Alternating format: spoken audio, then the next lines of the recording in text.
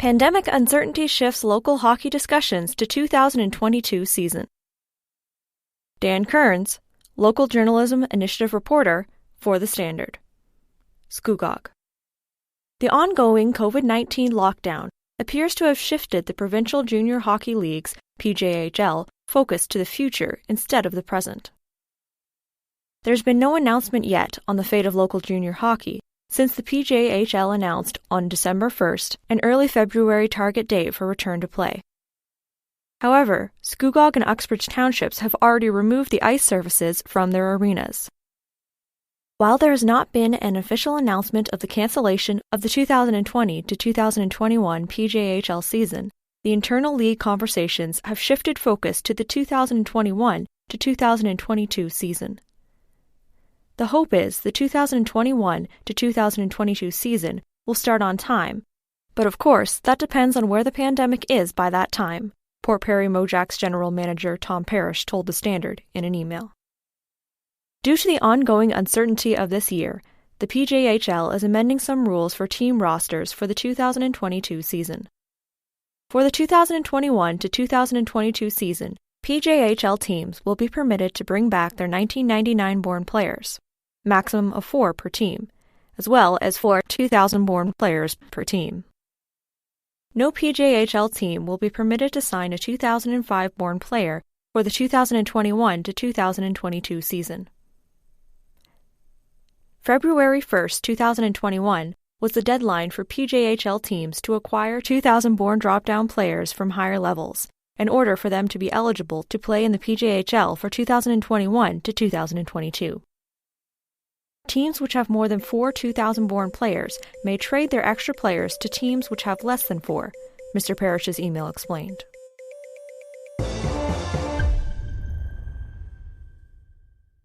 Durham students return to class Monday. Dan Cearns, local journalism initiative reporter for The Standard. Durham. Elementary and secondary school students in Durham region were allowed to return to in-school sessions on Monday, February 8th. The decision, made by the Ontario government, was announced by Education Minister Stephen Leachy on Wednesday, February 3rd.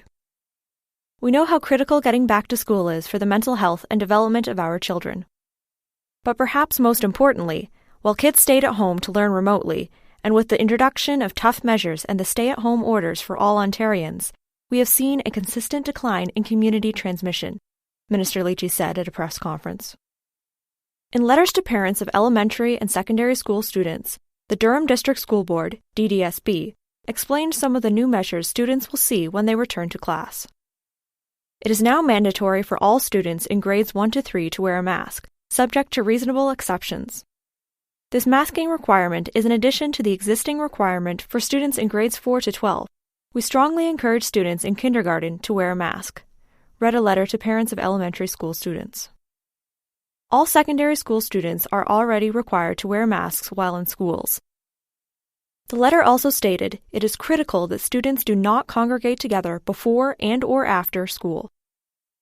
In a letter to parents of high school students, the DDSB explained all secondary school students are required to complete the mandatory self-screening for COVID-19 each morning before leaving for school. If a student has not completed the screening, they will be directed to do so on their device. Paper copies will also be available for the students to complete, the letter read. If your child does not pass the screening before coming to school, they must stay at home and follow the directions outlined in the self-screening tool in order to keep everyone safe. Brock Township sends a message to the Region of Durham about the Beaverton housing project. Dan Cearns, local journalism initiative reporter for The Standard. Brock. The Township of Brock has sent a response to the Region of Durham regarding the controversial supportive housing project in Beaverton. Last week, Brock Council voted to send a formal response letter to the region about the 50-unit supportive housing development slated to be created in Brock Township. In a statement, Deputy Mayor Ted Smith explained the purpose of this formal response.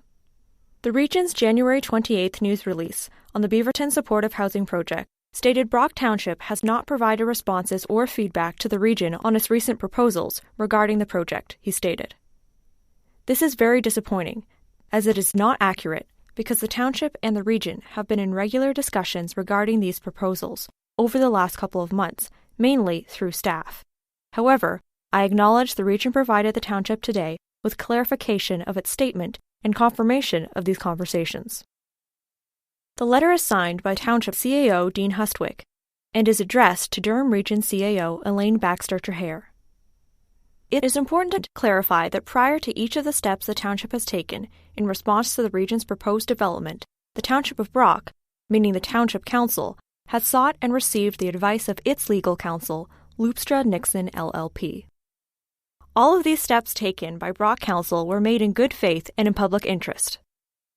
They were not, as has been suggested by the Region, illegal, passed in bad faith, or contrary to public policy, the letter read. In late November, councillors voted to pass an interim control bylaw to prohibit the establishment of supportive housing and modular construction, including manufactured dwelling houses, for a period of 12 months, in order to allow for the appropriate completion of further research and consultation. The purpose and effect of the bylaw is to prohibit the establishment of supportive housing and modular construction developments until the Township has the time to review whether the zoning bylaw adequately regulates the appropriate location, use, development standards, total number, and separation distances of such developments, the letter stated. The prohibition of the bylaw applies to the establishment of any new supportive housing and modular construction development within the entirety of the Township of Brock, and does not target or single out any one group of persons. As a result, the Township of Brock does not intend to repeal Interim Control Bylaw 2994-2020. The letter then explained how implementing this Interim Control Bylaw was just Council doing its due diligence. When the Region could not explain adequately how the project would be appropriately planned to reduce potential land use conflicts, and instead took the position the project complied with the provisions of the zoning bylaw without further explanation, the Township was forced to enact the bylaw to protect the public's interest in a well-planned community. Through study of the project, Brock Township has found the Region's proposal would indeed contravene the provisions of the zoning bylaw. While the Township has communicated its position to the Region that the zoning bylaw does not permit the establishment of the project, the Region has not provided a satisfactory explanation of how the project complies with the provisions of the zoning bylaw. In the absence of such an explanation, the Township was required, as it did, to enact the bylaw to provide it with the necessary time to conduct a planning study and develop a series of best planning practices to determine whether the project satisfies the principles of good land use planning. Mr. Hustwick's letter read, "The Township notes the Region has made concessions of a minor reduction of dwelling units, but stated this does not bring the project into compliance with the provisions of the zoning bylaw, or materially lessen the potential land use conflicts the project may create in the community of Beaverton." Despite the issue with the project, the letter concludes by stating, "The Township hopes to continue and grow and maintain their excellent and collaborative working relationship with the Region of Durham."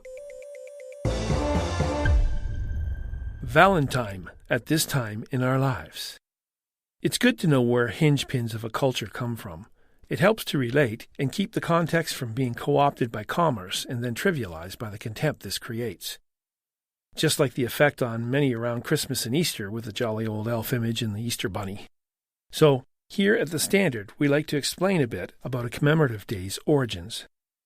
Saint Valentine, originally Valentinus, was, after his death, given sainthood. That's how it's done. Once a life is finished, the sum of it can be considered, presumably because before that it's always too soon to tell the overriding truth in someone's life. In the time of Saint Valentine, and before, during the conquest of the Roman Empire, there was, on February 14th and 15th, a pagan celebration to a Roman deity called Lupercus, in Greece often connected with their Pan. It was celebrated in a specific cave believed to be the birthplace of two military tyrants named Romulus and Remus, known as the founders of Rome, who were supposedly born thereto and raised by a female wolf. The Roman celebration, named Lupercalia, was connected with fertility, purity, and security, as its priests would sacrifice 2 goats, symbols of fertility, and a dog, the symbol of the domestic wolf, believed to be sent by their gods to be a loyal friend of man and the protector of the flocks against the wolf and other predators. According to this pagan ritual, strips of the goat's skin were cut and dipped in the combined blood of these sacrifices, and these were carried to the community, and the blood flicked on the plants and women in hopes of imparting increased fertility. In the same celebration time, likely where we get the name of the month of February, older children would honor the female deity Juno Februata. The girls would write their names on a piece of paper and place them in a large container, to be drawn from by a boy, and with platonic intention, paired with that boy for a year. Interestingly, due to this arrangement, many became husband and wife because of the year-long trial engagement. Even though Rome was plagued with wolf attacks during the Roman conquest, probably drawn by the scent of the blood of war, Lupercalia was a favorite rite which continued until Rome, much like our own government, decided it wanted to dictate the morality of its people for its own pathologically political ends. Awfully strange for a government who claimed to be civilizers of men and whose philosophy was one of equality of citizenry. So that sets up the scene. Rome had dominated the then-known world, but it had extended itself too far and thinned out its manpower, and so its influence. Rather than regroup and allow its population to recover, egomania drove bad choices. Originally, Rome decided a married soldier would fight harder to maintain the might of Rome and so secure the family at home. Then, the Roman Emperor Claudius II, in an effort to advance the focus of his men and resupply the presence of his influence, forbade soldiers to marry. He had decided married soldiers were distracted from their duties at home. To be thorough, he banned the practices of the fertility rituals, including the drawing of names. How unstable and opportunistic government becomes. But young lovers cannot be bound by legislation. Many sought a way around the forbidding of marriage. A Roman priest, someone Claudius would not suspect, named Valentinus, defied the edict and continued the practice of name-picking and marriage in the church. He defended the right of marital love. This was his passion, the profound permanence of the marriage bond. Some debate whether he was a compromised priest because he was involved with these spiritual practices of the people, but I say he used Paul the Apostle's approach to accessing the lives of people for God. As in 1 Corinthians 9:19-23, with the key verse saying, "I am become all things to all men, that I may by all means save some." He looked in the heart of these people, and could see their honest desire for real committed relationships sealed by a deity, not a piece of paper. If any of real Christendom resided in him, I am positive he intended to eliminate the rest of the other practices, to make all things clean, and was willing to lay down his life for God's way. This defender of family was later caught and was heard of no more. Whether he was hung, beheaded, or simply jailed and wasted away in obscurity, the life he led remained anything but obscure, to the point where its sum was sainted. Let's follow his example in life every day and make the sacrifice for love. Happy Valen-time's days. Name them. Dan Cearns, The Standard. Since this COVID-19 pandemic started, I know a lot of Ontarians have been careful to follow public health advice and provincial rules. However, as many as there are people being careful, there are others who have flouted the rules. I think it's about time Durham Region and Kawartha Lakes start to disclose the names of businesses which have been charged and or closed from breaking provincial restrictions, as well as residents who have been found to have broken health-related rules. Making this information public would give residents and local shoppers a little extra feeling of security, knowing if the business they are entering has been following COVID-19 protocols or not. People would then have their own choice which businesses they would patronize. When it comes down to a question of a person's safety, the public definitely has a right to know. It's not like it hasn't been done or isn't currently being done. York Region keeps a weekly list of businesses in the region charged under the Reopening Ontario Act or the Health Protection and Promotion Act. As well, the National Hockey League, NHL, has been making a list public of their players who are either being tested or have been diagnosed with COVID-19. This is not far off from what regional health officials have been doing over the years by placing health inspection results on the front of businesses. It also wouldn't be any different than how Durham Region Police name those charged with impaired driving. Starting a disclosure list would also help with Premier Doug Ford's promise of coming down on rule-breaking big-box stores like an 800-pound gorilla. I would hope it could serve as a deterrent for those who don't feel like following health guidelines. Maybe, if people knew their transgressions would be put online for everyone to see, they would choose their actions much more carefully. Caring about the health of us all, especially in the public setting, is a responsibility of us all. Those who indicate their priorities by rule-breaking and not complying with public health guidelines show they just want to do what they want to do and don't consider the health and safety needs of others. They have rejected the idea of being considered by the rest of the public, as they have disregarded it deliberately.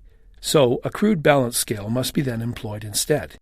For public safety, transparency is always important, but never more important than in an ongoing national crisis or emergency.